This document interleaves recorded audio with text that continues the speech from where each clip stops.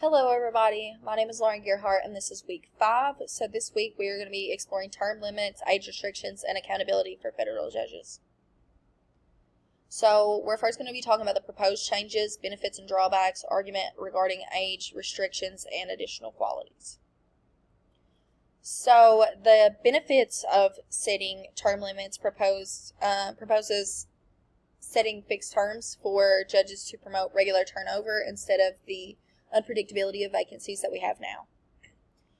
Supporters of this plan argue that it may reduce the intensity of confirmation and the conflict revolving that, and aid its ability to reflect the evolving values of the American public. There are downsides, however, since the lifetime tenure of judges it was created to ensure judicial independence. If this were to be changed, then judges may feel as if they are politically influenced. Also, a shorter period of time would represent a departure from traditional values.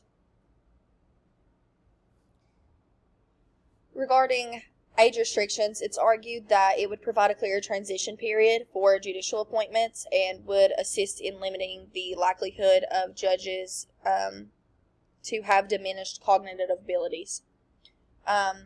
Proponents suggest that setting the upper limit to about 70 to 75 facilitates the new entry of ideas and serves to increase the likelihood of cognitive preparedness.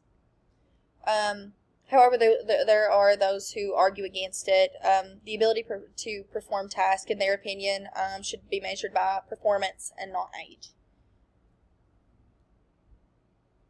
So, for additional qualifications, they have been considered. These include higher education and judicial experience. So, it is aimed to enhance the judicial system, but it also could set back the amount in the candidate pool. So, higher education could very well set the system to a higher standard, but it would limit the diversity of professionals from different backgrounds. Also, prior judicial experience could also do this. However, it could also bring in more seasoned judges.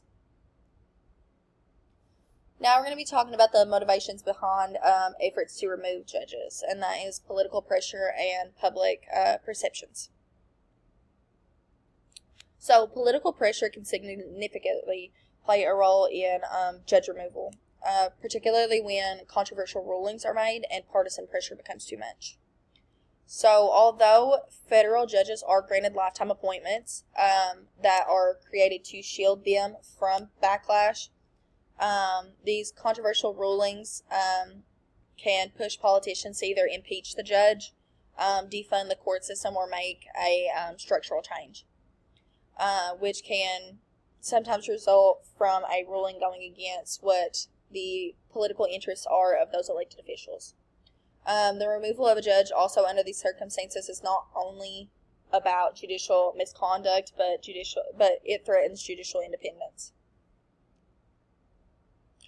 In addition to political pressure, public opinion can also lead to seeing a judge as unfit based on decisions that some people may disagree on. Public outrage can create negative narratives about a judge's fitness. There are examples throughout history. In 2010, there were 3 judges that were removed over the decision in Iowa that same-sex marriage was unconstitutional. The voters who voted to remove the justices did not cite misconduct or misbehavior. They just simply did not agree with the court's decision. Another example occurred in 2015 when a judge for the California Supreme Court received a national backlash from sentencing a Stanford University student 6 months in jail for sexually assaulting an unconscious female. So while his sentence fell within legal guideline, the general public saw the sentence as being too lenient. Therefore, they voted for him to be removed as well. They developed a well-organized recall campaign where he was removed from his spot. And here are my sources. Thank you so much.